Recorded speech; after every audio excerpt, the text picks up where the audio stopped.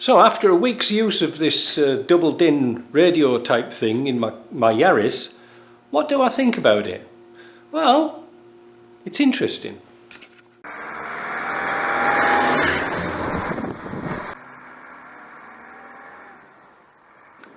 Right, before we jump into this, I'm just going to say thank you to Bobby from Greyfriars Bobby, who sent me a postcard from Edinburgh. Beautiful city, been there quite a few times, nice.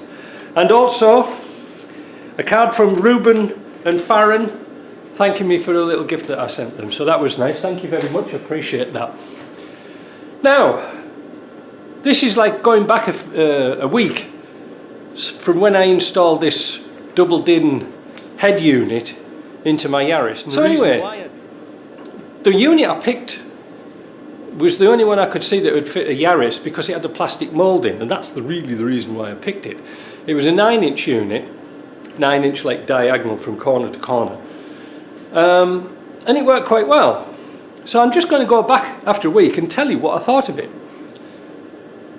It's good, but it's full of stuff that I'll never need. And I've been playing around with it, and I think I've upset all the settings now. So later on in this video, I'm going to do a factory reset and show you what the problem is, because the only way I could consider this, or do a comparison of this, was compare this to my first computer. I had a Windows, a 286 running Windows with 0.5 MB of memory and 60 MB hard drive. Whoa, think about that, that was cutting edge. No, it wasn't, because at that time when I could afford, that's the only thing I could afford, they were coming out with 486s. The thing was, there was a lot of programs developed for 486 which would run on a Windows 3.1 machine poorly. And that's, I think, the problem with these cheaper units. So my top tip to you is, get the best one you can afford, a brand name, like, oh, is it? There's some other ones, I'll write it down below, I can't remember what it is at the moment. But these no name, no brand things are very low on memory. In fact, this one's got 1 GB of RAM and 32 GB of ROM. So you'd have to look at ROM and RAM, read-only memory and random access memory. It's the random access memory that's really important, because it smooths things along, it puts into memory and smooths things along. And I found out that this loads up so much stuff when it starts up, it just bogs it down. Little programs like the radio, CD player, whatever like that, they work okay, but Google Maps, it comes on and it just hangs there waiting for something. I know you can link it to what's it called? Android Auto. I haven't done that yet. But then again, I need my phone, and I don't always carry my phone. I'm a bit of a Luddite when it comes to phones, I must admit. So what I'm going to do, like I say, I'm going to get in the car, we're going to reset it back to factory, and I'm going to show you how much memory is actually in there and how much memory we can save by taking some apps out that I'll never need. So I just want to see, like I said, radio, music, clock. The GPS is handy for the speedometer. Now, I forgot to mention this, this was important. The Yaris speedometer is in orange, and the increments are very small, so if we're travelling in a 50 kilometre zone, it's very difficult to keep your eye on where 50 kilometres is. Whereas if you have the GPS right in the middle of the screen, you can just sort of glance down and have a look, and you'll see numerically exactly where you are. But let's have a look at it. Let's set this up. I'm going to use my wider angle camera on this one, and we'll see what I mean. So I'm just going to add this bit in because I made a complete horlicks of the job with my camera. I was using this little camera here behind me to get the screenshots in the car, and it's got a little button here, so if you press it once sharply it records, you know, video, and then if you press it a little bit harder, what it does is it makes the 101,000 individual frames, which is no good to man the beast. So I lost most of the video. But one of the things I found out about this unit is I actually managed to get it down from what was its peak? It was about 96% memory, and I got it down to 52, which made it a complete different beast. So I'm going to turn it on now, and I've got it stripped down. I went into the settings menu, and you'll see, look there, boom, straight in. Well, almost straight in.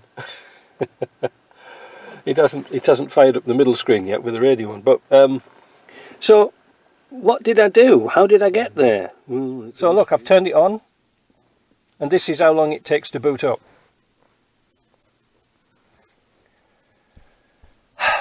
See the game last night? Wasn't it boring? You see what I mean? I could have been down the shops and back by the time it boots up. Slow. I know you can do something to keep the memory logged in from last time you used it. Now, I drove this car in last night into the shop to get warm, and it seems to have lost all its settings again. So here we go. This is what it's like. Very annoying, isn't it? You know. Use launcher. So we're going to use just ordinary the launcher. That means that it's the program it goes. I've got Webcar Guru in here. That's okay. I like it, but like I say, you can change the theme. So this is the stock thing that sort of comes with it. Very simple. You've got your clock, your player for your CD or your memory stick, and radio type thing. Now, what I'm going to do is, I think it works on here. Yeah, look now. So settings. We'll go to memory. Well, look how much memory it's using. Just boot it up. Look. How much is that? 88% of the memory is gone just by starting it. That's incredible. You know, and I haven't even got any apps in it. So what we're going to do now is turn it off again and put it onto Webcar Guru and see what the difference is. There we go. See how fast it loads up once it's warmed up. It seems to be loading things into a memory very slow, and then it's faster. But when you start it from scratch, well, it's not too good really. Well, this is interesting. I'm still here. It's showing 8:30 on the clock there, but look at my memory now. I've got it down to 58%, and I was playing around with things. Let's see, how did I get into there? Apps, car settings, system settings, factory settings. Oh, is it that one? No. System update, factory reset, system update, factory settings. Wait a minute, I'll fast forward this one. 16, 17, confirm. Now, this is interesting because you get onto some good stuff here. And what I did was, language settings, got all these languages you can put in. I only want English. Cut all that lot out.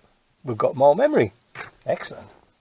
So, and I had the phone thing working just temporarily on wireless, but it seems to have disappeared again now. Well, now I've got that working. I found the screen that I actually like is by pressing on the clock. And there you go. You've got a clock. You've got three options. You've got a clock, GPS speedo, and something for your sound. Whitney Houston. But I don't need much more than that. I've got my music, if you see there. So I've got music down here.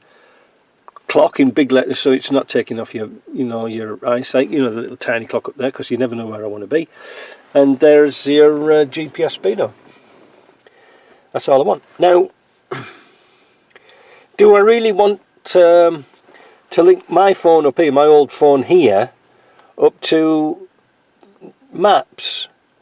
I'm not sure, because I actually link this phone up to Android Auto, and you know, you get a mirror image of your phone on your screen, but all you see is a little thin phone. That can't be right, surely. But anyway, I'm going to leave it at that. That's good enough for me. That's all I want. You know, it's got my radio on. If I want any more information, I've got it there. So now just hold on. This is the next day, and I found out something very, very interesting that needs a little bit of work. Let's go in the car and talk about it. So last night, whilst I was having some brandy that I'd made, I thought to myself, I wonder if my memory stick will work in this machine. Well, let's find out. Now, it is about -6 today. That's why I've got my coat on. And why did I bring the car outside? I can't get Wi-Fi in my garage.